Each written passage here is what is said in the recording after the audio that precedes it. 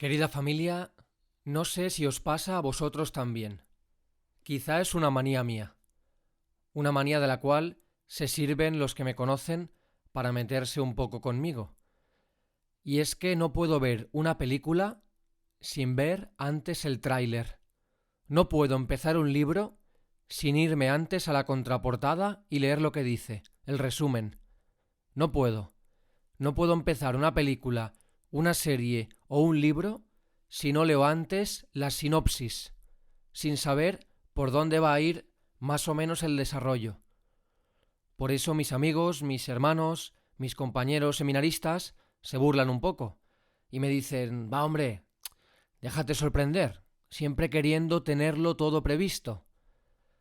Yo les digo, mirad, ¿qué le voy a hacer? Necesito antes la sinopsis, un tráiler, aunque sea breve. De hecho, creo que por eso el Evangelio de San Marcos, que estamos escuchando este año, cumple y satisface con esta manía personal. Y digo esto porque ya al principio del Evangelio, en el primer versículo, nos dice lo que va a pasar. Nos anticipa en un título, en un versículo, lo que vamos a ir viendo y viviendo. Porque si nos vamos al principio del Evangelio de Marcos, leemos: Comienzo del Evangelio de Jesucristo, Hijo de Dios. Aquí comienza el Evangelio, la buena noticia de Jesucristo, es decir, que nos trae y anuncia el mismo Jesús, y también de Jesucristo, sobre Jesucristo, porque el protagonista, el guión, va en torno al mismo Jesús. Es decir, Él ha venido a hablarnos de sí mismo. Yo me imagino ahí a Jesús rodeado de las multitudes en el lago de Genesaret, todos mirándole y diciendo: escuchad, yo he venido a hablaros de mi libro, he venido a hablaros de mí mismo. Bien, pues en este título se contiene todo lo que va a ir aconteciendo. El Evangelio va a ir desarrollando, manifestando lo que ya ha presentado en este primer versículo. Podríamos decir, con permiso de los exegetas, aquellos que estudian la Escritura, podríamos decir que todo el Evangelio de Marcos es un comentario a este primer versículo. Nos va a presentar a Jesús como el Cristo, el ungido, el Mesías y como el Hijo de Dios. Por eso decíamos hace 2 semanas que el Evangelio, domingo a domingo, nos va a ir mostrando quién es Jesús.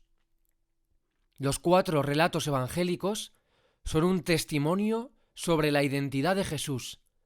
Juan, Mateo, Lucas y Marcos nos transmiten en forma de relato, de historia, de evangelio, la experiencia, la vivencia personal que tuvieron de Jesús, los apóstoles y las multitudes que lo seguían.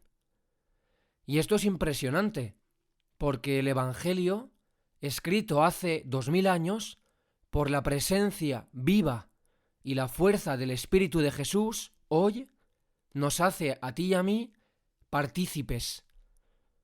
Nos hace partícipes de lo que los mismos discípulos vieron, escucharon y vivieron. Y es impresionante. Es impresionante ver que si el Evangelio desarrolla lo que ya ha anunciado en el primer versículo, es porque Jesús va a mostrar en su vida, mostró en su vida, en su ministerio público, lo que ya ha anunciado al comienzo del mismo, en sus primeras palabras. Es decir, el Evangelio hace lo que hizo el mismo Jesús.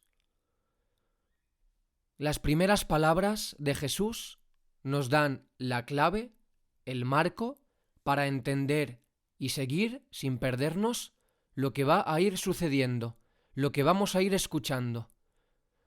¿Y cuáles son esas primeras palabras de Jesús en el Evangelio de Marcos? Lo primero que Jesús dice. ¿Cuál es la sinopsis que Jesús hace de su propia misión? Lo escuchamos la semana pasada, ¿verdad? Se ha cumplido el tiempo y está cerca el reino de Dios. Convertíos y creed en el Evangelio. Por tanto, todo el Evangelio es el comentario, el desarrollo a este anuncio. Por eso dicen los exégetas que el reino de Dios es el núcleo, el centro de la predicación de Jesús. Todo el Evangelio es un comentario a estas palabras. Ya se ha cumplido el tiempo, está cerca el reino. Convertíos y creed en el Evangelio. Creed lo que yo vengo a anunciaros. Y podemos preguntarnos, ¿y qué es eso del reino de Dios? Si Jesús le dio tanta importancia a esta expresión, si habló tanto del reino de Dios, ¿será importante? Pues es lo que vamos a ir viendo. Pero sin duda, uno de los signos de este reino que está llegando, uno de los signos del reino de Dios que ha llegado en la persona de Jesús, es la expulsión de los demonios. Y que nadie se me asuste. La expulsión de los demonios, uno de los signos evidentes y frecuentes en el Evangelio que confirman la llegada del reino, es la expulsión del demonio del corazón, de la vida del ser humano. Porque dirá el mismo Jesús, si yo expulso a los demonios por el Espíritu de Dios, es que ha llegado a vosotros el reino de Dios. Si yo expulso a los demonios, es que ha llegado el reino. Y precisamente en el Evangelio de este domingo, de este cuarto domingo del tiempo ordinario, encontramos ya la segunda victoria de Jesús sobre el dominio, sobre el reinado del diablo. La primera victoria es la escena de las tentaciones, que escucharemos en Cuaresma. Pero en este pasaje del Evangelio encontramos esta segunda victoria, esta liberación de este hombre poseído, la expulsión de este espíritu inmundo, impuro de este hombre. Esta expresión, espíritu impuro, era común en la literatura judía para designar al demonio. Era la expresión que los judíos utilizaban para hablar del demonio, ya que no es ninguna broma. Y vemos que esta es la primera expulsión del demonio de la vida de las personas. Pero a lo largo del Evangelio encontramos numerosas escenas que nos presentan este aspecto del ministerio de Jesús. El exorcista. Jesús es aquel que ha venido a derrotar al diablo, ha venido a destruir el reinado, el dominio de Satanás. Y puede ser que alguien quizá esté pensando, ¿el qué? ¿El demonio? Porque cuando hablamos del diablo, de espíritus malignos, hay gente que se pone un poco nerviosa, pero no hay que asustarse. Y luego también hay gente que cierra rápido el asunto diciendo, bueno, a ver, demonio, diablo, Satanás, ya sabes, es la palabra, la figura que utilizan los evangelios para hablar del mal que hay en el mundo, es la imagen que personifica el mal que hacemos. Esto del diablo, bueno, es un mito que nos habla de lo malo que ocurre en el mundo y que el mundo está muy mal. Pero vamos, el demonio existir, no es que exista. No es un ser real, vivo y presente en la vida de las personas. ¿Qué va, hombre? ¿Qué va?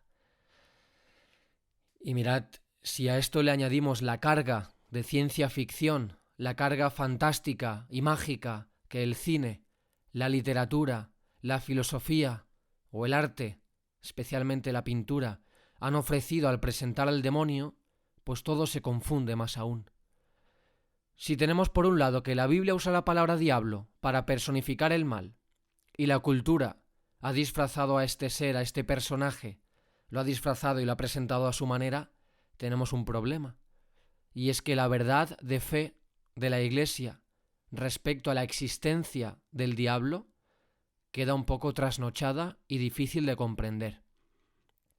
Por eso, con razón, el Papa Francisco, en su carta sobre la santidad, Gaudete et Exsultate, hace 3 años nos decía, precisamente la convicción de que este poder maligno está entre nosotros es lo que nos permite entender por qué a veces el mal tiene tanta fuerza destructiva. Y dice el Papa, no podemos simplificar tanto la realidad diciendo que todos los casos narrados en los evangelios eran enfermedades psíquicas y que en definitiva el demonio no existe o no actúa. Esto es verdad que en el tiempo de Jesús algunas enfermedades físicas y psíquicas se consideraba que era un pecado de los padres, ¿no? Lo escuchamos, como alguien había hecho mal, había pecado, pues era signo de que estaba poseído, ¿no? Tú tenías un constipado y era porque no habías obedecido los mandamientos y pues eso, que estabas poseído por un demonio y tal. Esto era verdad, pero dice el Papa, no todos los casos narrados en los evangelios son así. Y no es que el demonio no exista o no actúe. Y dice, su presencia está en la primera página de las Escrituras, que acaban con la victoria de Dios sobre el demonio. De hecho, cuando Jesús nos dejó el Padre Nuestro, quiso que termináramos pidiendo al Padre que nos libere del malo. Es verdad que tú y yo, en castellano por lo menos, cuando rezamos el Padre Nuestro terminamos y líbranos del mal. Pero si nos vamos al latín, al griego, la palabra no significa mal en abstracto. Sed líbranos a malo. Habla de un malo. Dice el Papa, la expresión utilizada allí no se refiere al mal en abstracto. Su traducción más precisa es el malo. Indica un ser personal que nos acosa. Y añade el Papa, entonces no pensemos que es un mito, una representación, un símbolo, una figura o una idea. Ese engaño nos lleva a bajar los brazos, a descuidarnos y a quedar más expuestos. Y el Papa Francisco cita a un antecesor suyo, al Papa San Pablo VI, que ya decía lo mismo en una audiencia en 1972. Es verdad que a veces tú y yo decimos que el mal es simplemente ausencia de bien. Pero dice el Papa, el mal no es solamente una deficiencia, sino una eficiencia, un ser vivo, espiritual, pervertido y pervertidor. Terrible realidad, misteriosa y pavorosa. Y dice el Papa San Pablo VI, se sale del cuadro de la enseñanza bíblica y eclesiástica quien se niega a reconocer su existencia. Y no, esto no se trata de ver en todo al demonio. Tengo un constipado, ¡ay! Estoy endemoniado. He suspendido un examen, ¡ay! Por culpa del demonio. No hay que ser absurdos. Pero sí que creo que hay que tratar este hecho con respeto. Estamos acostumbrados a ver a los niños disfrazarse de demonios en Halloween, a ver películas y series con escenas de exorcismos y demonios, lo cual nos lleva a pensar que eso, es un mito. Esto del demonio es un bulo de la iglesia, de los curas, para suscitar miedo y temor en la gente y que hagan lo que ellos quieren. Venga, por favor, nada de eso. Que el demonio existe como ser espiritual, como ser real, es una realidad. Y que uno de los signos más comunes y frecuentes de Jesús en su ministerio, como vemos en el Evangelio, fue la expulsión de los demonios de la vida de las personas. Y esto también es verdad. Si no, bien, podemos arrancar páginas del Evangelio. Pero es lo que hay. De hecho, es una de las tareas que Jesús encomienda a sus apóstoles cuando los envía a continuar su misión. Y la fe de la Iglesia, que se ha desarrollado a lo largo de toda la historia, la fe de la Iglesia que encontramos en las cartas de San Pablo, en los escritos del Nuevo Testamento, nos hablan también de ello. Los concilios, los papas, el magisterio no ignoran el dato de que este ser existe. Nos hablan continuamente de ese combate que tiene todo cristiano contra las asechanzas y tentaciones del maligno. Por eso el escuchar este Evangelio no es un motivo de miedo, no es un motivo de angustia, sino que es una buena noticia. Por eso en la expulsión de los demonios se está actuando el reino de Dios en la persona de Jesús. Se ha terminado ya el dominio que empezó en el Génesis. Esta es la buena noticia. Cuando fuimos engañados por querer ser dioses a nuestra manera, quedamos esclavos del dominio y de la mentira del diablo. Y en tu día a día, en mi vida también nos pasa tantas veces. Pero ¿cuál es la buena noticia? Pues que ahora se ha cumplido el tiempo. Ha llegado el reino, ahora viene Cristo, a establecer su dominio en su casa, que es la humanidad, que es la creación. Dirá Jesús más adelante, nadie puede meterse en casa de un hombre forzudo para arramblar con su ajuar, si primero no lo ata. Entonces podrá arramblar con la casa. Es decir, que Cristo ha venido a derrotar a este hombre forzudo, al enemigo, al acusador, al príncipe de este mundo, que nos tenía atados con su mentira, con sus sugestiones. Y viene Cristo a hacernos libres, para que podamos vivir en nuestra vida siendo hijos, no esclavos. Por eso, querida familia, hoy pongo en el altar este deseo, dejar a Cristo reinar en nuestra vida. No hay que tenerle miedo al demonio. Es una criatura, no es un dios, ni un semidios, ni cosas raras que hemos visto tantas veces. El mal no está a la altura del bien. Es una criatura y no tiene poder sobre nosotros si no le dejamos entrar en nuestra casa. Somos hijos de Dios y el demonio ante eso huye. Dice la carta de Santiago: resistid al diablo y huirá de vosotros. No podrá con vosotros. Es que no tiene poder. Es que tú y yo desde el bautismo somos de Cristo. No hay que tenerle miedo. Mi entrenador de fútbol me enseñó una vez: a un rival ni se le tiene miedo porque te bloquea, ni se le ignora porque puede sorprenderte. A un rival se le tiene respeto. Yo creo que la victoria del demonio, y esto lo hemos escuchado tantas veces, también el Papa lo recuerda, la victoria del demonio es hacernos creer que no existe. La victoria del demonio es que no hablemos de él, que nos olvidemos de este dato, que nos olvidemos de que está, porque así te mete el gol. Así que ni miedo ni indiferencia, sino respeto. Y a combatir, familia, a combatir al enemigo, pero sabiendo que la batalla ya ha sido vencida. La batalla ya fue vencida en la cruz. Solo falta que se manifieste, que se proclame del todo en nuestra vida y en toda la creación. Así que mucho ánimo, unidos en el combate y que así sea.